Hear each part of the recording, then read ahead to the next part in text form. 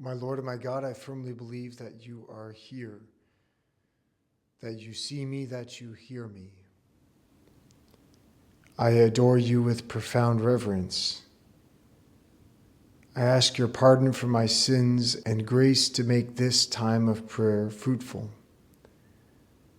My Immaculate Mother, Saint Joseph, my Father and Lord, my guardian angel, intercede for me.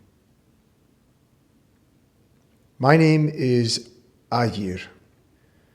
I am the son of Hamor and Aton.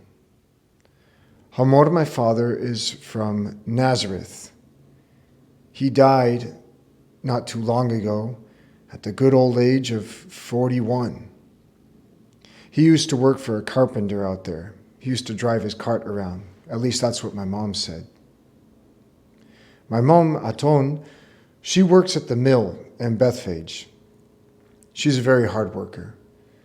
She's always just going and going and going, and she never stops until they give her some food, but even sometimes they feed her while she's working. She never gets bored of it. She'll just keep on grinding away at the mill, and that seems to be the whole of her life. I'm a year and a half years old. I've got tawny gray hair. I'm a bit white around the mouth, and I've got really big ears. Sometimes I hear people tease me for having ears too big for my size, but my mom says I'll grow into them. I love barley. I could eat it till I died. In fact, once I did. I almost ate so much that I almost came down with colic. I have only one defect, but my mom says it's my strength. It's the strength of our family. That defect and strength is that I'm stubborn. I'm still too young to work at the mill like my mom, or to pull a cart like my dad used to do. But I've started fleshing out. I'm getting pretty strong.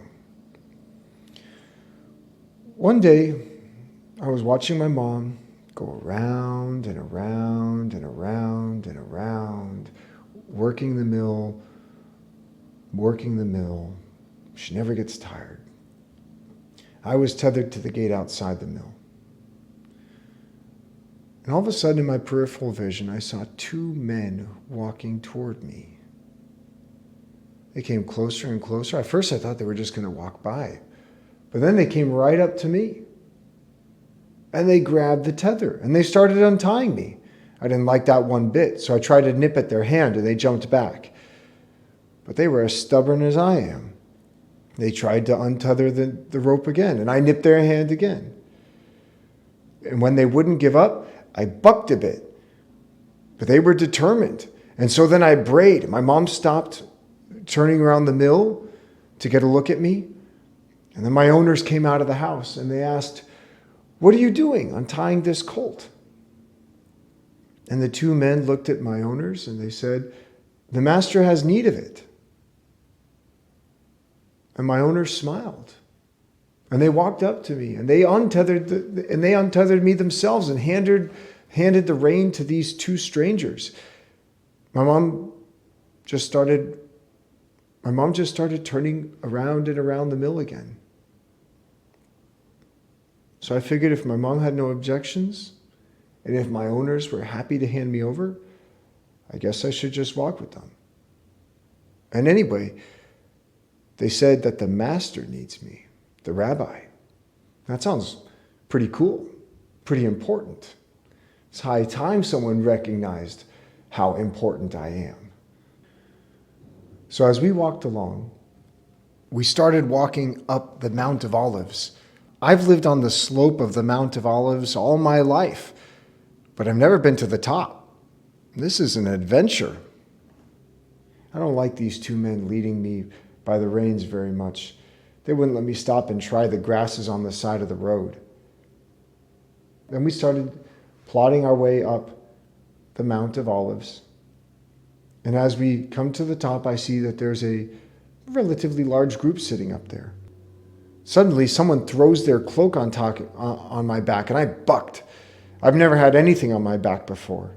My mom always warned me not to let strangers put anything on my back. And I sure as heck wasn't going to allow that to happen without Mom being there to say it's okay. Someone else tried to throw a cloak on my back and I nipped his hand. And then a different person walked right up to me. He didn't try to put anything on my back. He didn't try to grab the reins. He just walked up to me.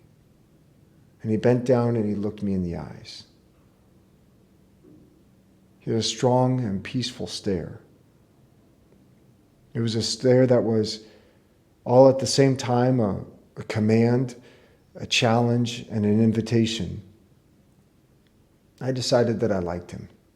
I didn't like the others.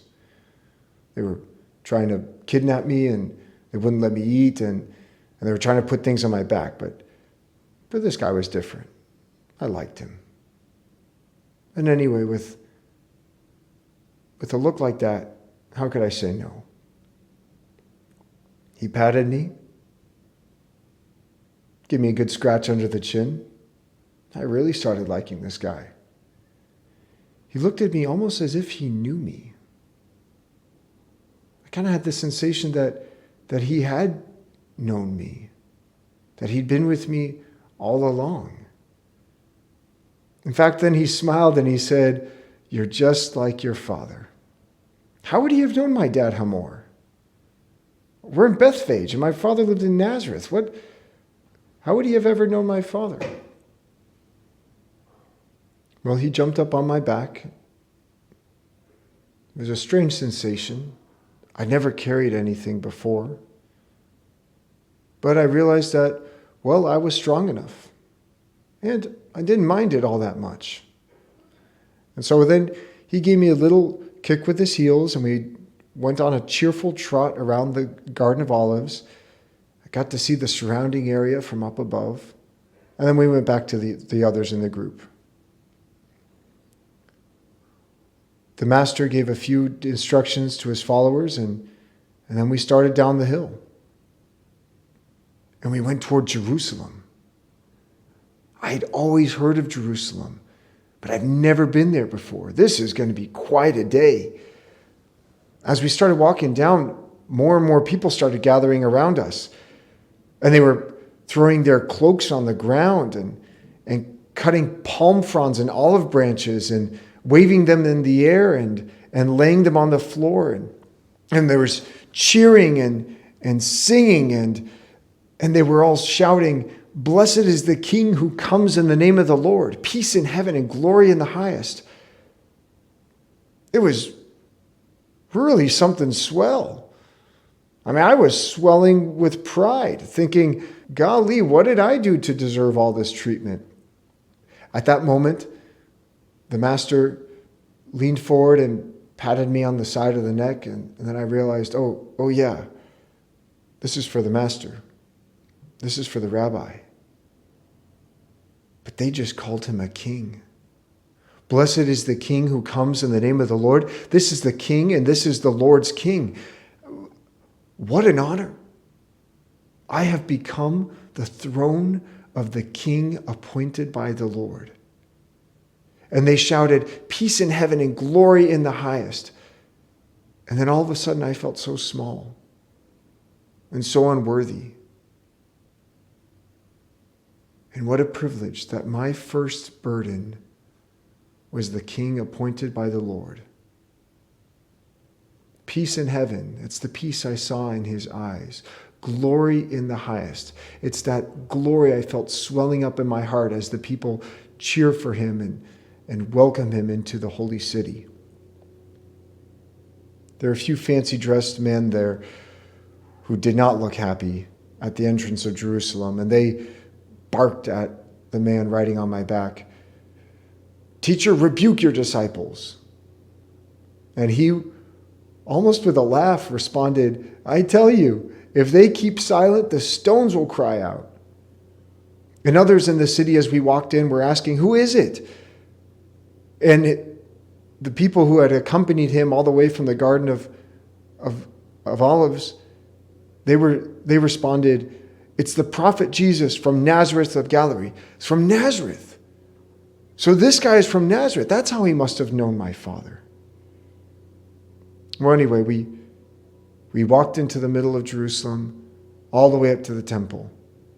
He slid off my back, handed the reins to one of his disciples, the one I didn't like at the beginning, patted me, and with an intense look that, when he looked at me with kindness, but which quickly turned to stern determination, he turned and walked off into the temple. I thank you, my God, for the good resolutions, affections, and inspirations that you have communicated to me in this meditation. I ask your help to put them into effect. My Immaculate Mother, Saint Joseph, my Father and Lord, my guardian angel, intercede for me.